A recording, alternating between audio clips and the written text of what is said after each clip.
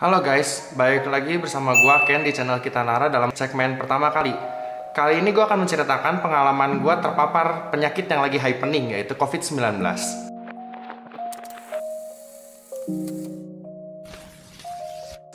Segmen pertama kali adalah segmen di mana kita membahas pengalaman pertama kali kita melakukan sesuatu. Kali ini kita akan membahas pengalaman pertama kali terpapar COVID. Jadi kapan kamu kena COVID? Oke, gua terkena COVID itu di sekitar bulan Juni tanggal 25. Tahunya kena COVID dari mana? Saya merasakan demam yang sangat tinggi dan ketika diukur sudah mencapai 38 derajat Celcius.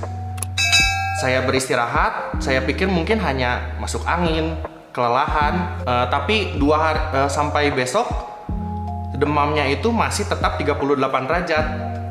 Oke, jadi saya menganggap saya itu terkena COVID dulu sebelum saya melakukan tes PCR di hari kelima. Oke, gejalanya apa sih yang dirasain? Yang pertama kali terasa itu adalah demam yang sangat tinggi, 38 derajat Celcius sampai 39 derajat Celcius. Yang kedua adalah rasa sakit di kaki karena saya memiliki saraf kejepit di tulang belakang bagian pinggang. Yang paling terasa adalah itu, sisanya hanya mungkin kehilangan penciuman dikit, rasa yang agak aneh kalau makan yang asin banget gitu. Oke, tadi tahu ya kena COVID dari mana?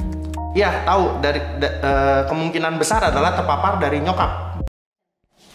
Tunggu. Sebelum kalian lanjut videonya, jangan lupa like, comment, subscribe, dan share ke teman-teman kalian. Sayonara! Tahu dari mana sih kalau kenanya dari situ?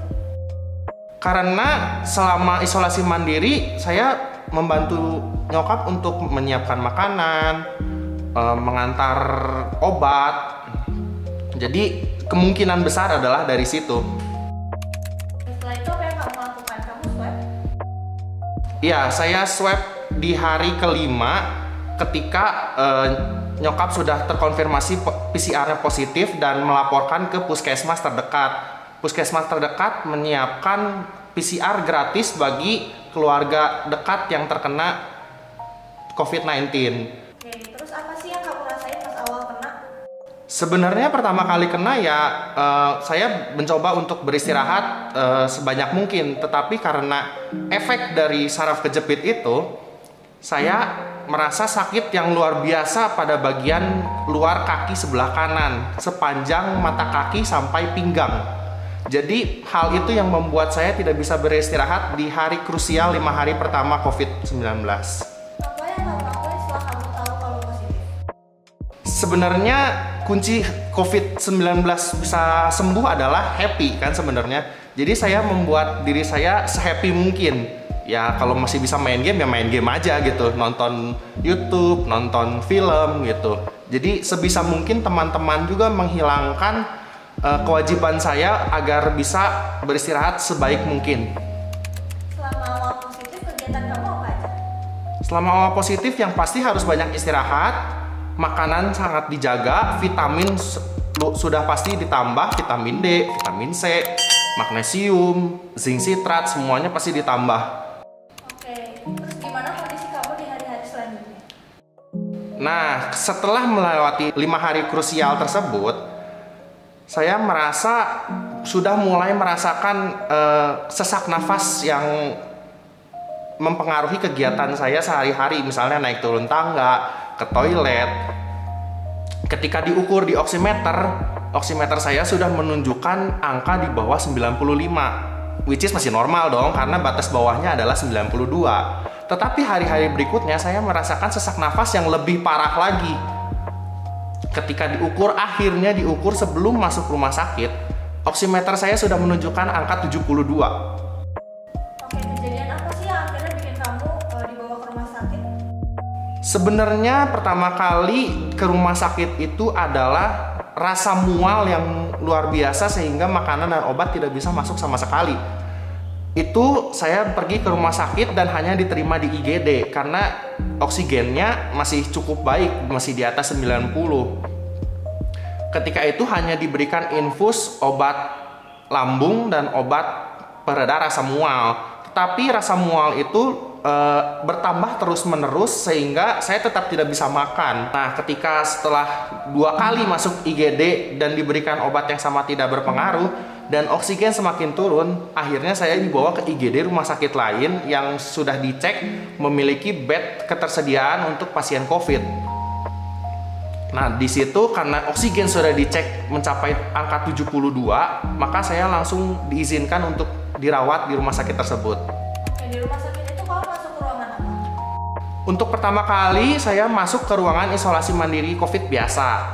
Tetapi 2 hari kemudian karena oksigen yang semakin menurun, kalau tidak salah bisa sampai 50 karena sudah berbahaya sekali. Akhirnya saya dipindahkan ke ICU selama 5-6 hari. Berarti total di rumah sakit berapa lama? Total 14 hari di rumah sakit. Oke, dengar-dengar kamu sampai butuh plasma konvalesen ya, gara-gara apa? Iya, betul. Karena plasma konvalesen adalah salah satu terapi untuk meningkatkan imun COVID-19 secara cepat gitu. Tetapi untuk mendapatkan plasma konvalesen waktu itu ada beberapa masalah karena peningkatan kasus COVID-19 yang varian Delta yang luar biasa pada waktu itu bulan Juni dan bulan Juli. Dan untuk mendapatkan plasma, ketika mendaftarkan orang yang bisa menerima plasma itu akan diambil 14 hari setelahnya. Nah, ini merupakan mukjizat karena ada 1 orang yang memberikan plasma tersebut diberikan kepada saya. Yang kedua kali juga plasmanya diberikan karena sudah tidak dibutuhkan lagi dari rumah sakit. Jadi ada plasma yang nganggur diberikan kepada saya. Selain plasma juga saya mendapatkan obat yang salah satu obat terapi COVID untuk menghilangkan gejala-gejala COVID yang waktu itu stok ketersediaannya hanya 1 di seluruh Indonesia. Itu sangat beruntung sekali karena itu juga membantu kesembuhan saya di ICU tersebut. Oke, jadi perasaan kamu gimana sih selama dirawat di rumah sakit? Selama di rumah sakit sih sebenarnya yang ketika di waktu isolasi mandiri saja ya masih fine-fine aja gitu, nggak kerasa oh ya bentar lagi sembuh. Cuman ketika udah mulai merasakan sesak, sejujurnya saya mengetahui masuk ICU itu setelah menerima pesan-pesan dari kawan-kawan, dari orang tua, saya akan dimasukkan ke ICU malam itu. Saya menerima pesan itu sekitar pukul jam 3, udah banyak pesan yang masuk. Saya bingung, loh emangnya saya mau masuk ICU? Nggak taunya di grup keluarga, ayah saya, ibu saya udah memberikan pesan, kamu akan dimasukkan ICU, tetap semangat ya. Wah, situ saya mulai agak, wah ini apakah akhir hidup saya? Karena sudah masuk ICU itu berarti sudah gawat. Di ICU saya mendapatkan treatment oksigen yang tekanan cukup tinggi, di bawahnya ventilator. Hampir saya akan mendapatkan ventilator. Ketika di ICU tiap hari saya berpikir, hari ini gue masih hidup, besok gue masih hidup nggak ya? Karena rasa sesak itu benar-benar terasa sekali gitu. Ingin ke toilet pun tidak bisa, bangun dari tidur aja tidak bisa gitu. Benar-benar lemes banget gitu ketika nggak punya oksigen yang cukup di tubuh kita. Hal yang paling kamu gak bisa lupain selama positif itu apa? Yang pertama adalah support dari teman-teman keluarga, itu sangat membantu saya, sangat memberikan semangat pada saya. Dan yang kedua adalah mujizat dari Tuhan juga, bisa mendapatkan plasma cepat, bisa mendapatkan obat yang waktu itu hanya 1 gitu di Indonesia ketersediaannya. Itu luar biasa banget sih. Dan support dari perawat-perawat juga luar biasa. Karena di ruangan ICU itu 1 kamar paling banyak isinya 3 orang. Saya sempat dipindahkan 2 kali pindah kamar gitu di ICU. Ketika di ICU itu isinya tuh bukan orang-orang muda, orang-orang yang sudah cukup berumur gitu kan.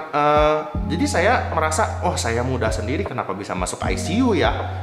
Agak down sebenarnya di situ, tapi ya dengan mengingat saya mendapatkan plasma cepat, mendapatkan obat cepat, saya tetap berusaha untuk fight terhadap penyakit tersebut.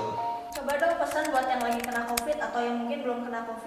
Nah, untuk yang belum pernah kena COVID, tetap jaga prokes kalian. Kalau pemerintah menganjurkan untuk PPKM, di rumah saja, please di rumah saja, karena itu akan menekan penyebaran COVID-19.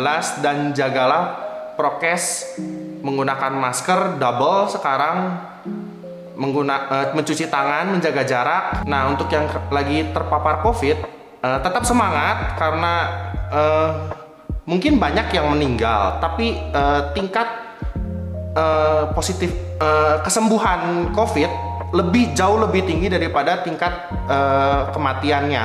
Saya yakin pasti kalian bisa sembuh. Ada nggak pesan buat yang belum percaya kalau COVID itu beneran ada? Menurut saya yang udah mengalami COVID itu ada. Berarti total selama kamu di rumah sakit, kamu bayar berapa? Total biaya yang saya habiskan di rumah sakit itu kisaran 60-70 juta. Tapi sebagian besarnya di-cover oleh Kementerian Kesehatan. Jadi kurang lebih ada 10-20 juta di-cover oleh asuransi dan bayar sendiri gitu. Oke, segitu dulu cerita pengalaman pertama kali gue terpapar COVID. I'll see you guys in the next video. Stay safe, tetap jaga prokes ya teman-teman. Sayonara. Jangan lupa like, comment, subscribe, dan turn on notification.